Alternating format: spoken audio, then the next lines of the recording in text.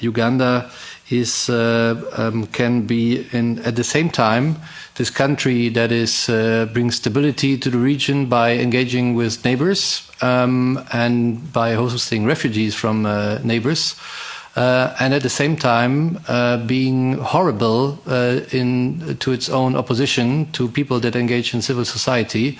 In a way, this country has kind of a split personality, being good on the one hand and mean to the inside, and that this state is a state as a booty for the Museveni family, and the regime can be seen today. Today there was planned to be held a Catholic Mass in the Lubaga Cathedral for political prisoner, Dr. Kisa Pasigye, and other political prisoners that has been cancelled on the last minute by the Archbishop, probably because he got a call that it would be wise not to do this. For me, this shows that this is not a free country. I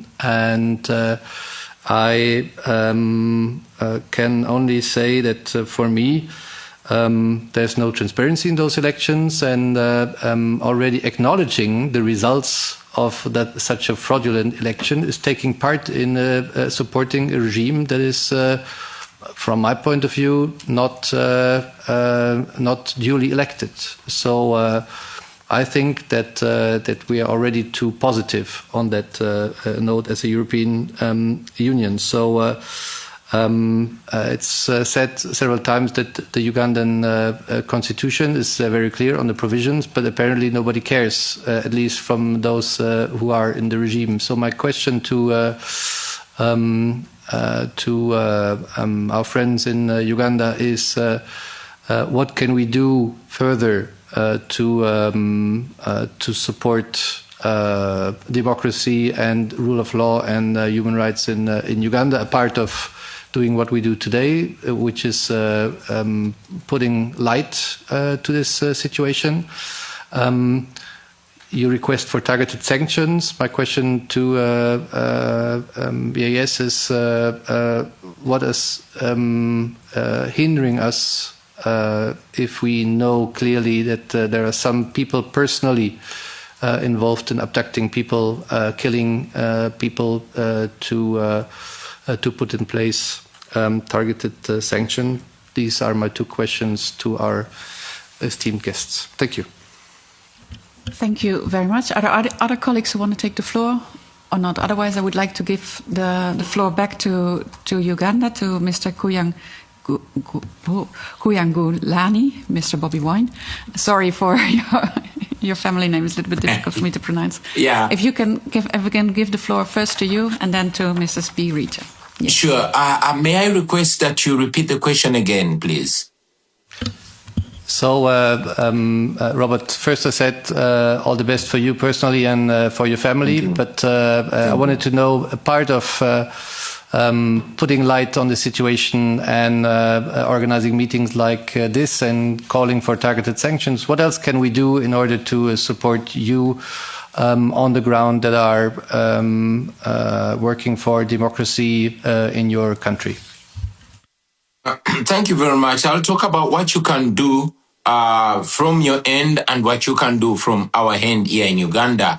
From your end, of course, you can apply targeted sanctions. And I hear very many times regime apologists claiming that when you put targeted sanctions on individuals, it affects the nation. No, it does not. It saves the nation. You can slap targeted sanctions, travel sanctions, economic and legal, to the individuals, which individuals we have presented internationally, and others have actually come out themselves, like General Muhoozi, Museveni's son.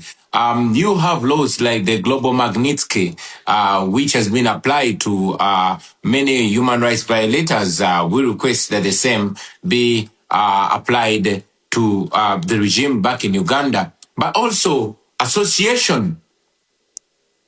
I mean, it slaps those who believes in democracy and human rights in the face when they see ambassadors or diplomats from the world-known democracies standing shoulder to shoulder with gross human rights violations. For example, imagine just a day or hours after General Muhoozi tweets taking pride in murdering people, in attacking people's families and undressing people and tweeting it, taking pride in killing. And then the next minute, you're going to see an official picture of an ambassador from a renowned democracy standing shoulder to shoulder. That is embracing, that is legitimizing impunity. And we call for a distancing on that. I mean, I've not seen an ambassador or an government official from a democracy standing shoulder to shoulder with Lukashenko or these other, renowned dictators. Also, we have requested that for all the aid that is extended to Uganda, let it be conditional. Let it be conditioned to respect to democracy, human rights, and the rule of law. That would be very helpful.